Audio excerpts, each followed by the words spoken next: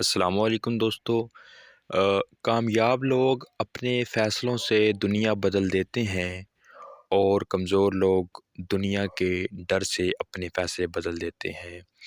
دو چیزیں اپنے اندر پیدا کر لو، چپ رہنا اور معاف کرنا، کیونکہ چپ رہنے سے بڑا کوئی جواب نہیں اور معاف کر دینے سے کوئی انتقام نہیں۔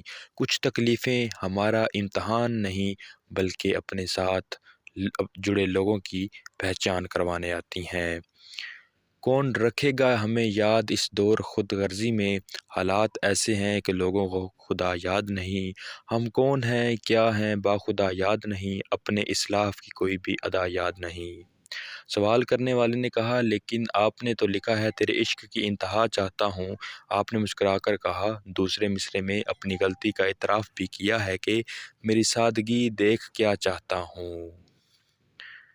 وہ بندہ دولت، عزت اور صحت کی خواہش چھوڑ دے جو بخیل اور ہمیشہ اپنے حق سے زیادہ کا امیدوار ہے۔ دولت کا مستحق صرف سخی انسان ہے۔ کسی نے علامہ اقبال سے پوچھا، عقل کی انتہا کیا ہے؟ جواب ملا، حیرت۔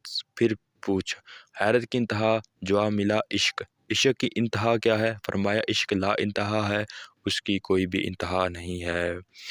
اگر یاد تو کافر کے ترانے ہی بس ہیں، اگر نہیں یاد تو مسجد کی صدا یاد نہیں۔ بنتے ہوا کو نچاتے ہیں سرعام محفل میں، کتنے سنگ دل لوگ ہیں کہ رسم حیا یاد نہیں۔ آج اپنی ذلت کا سبب ہے یہ شاید سب کچھ ہے یاد مگر خدا یاد نہیں۔ ویڈیو کو لائک، چینل کو سبسکرائب کر دیں۔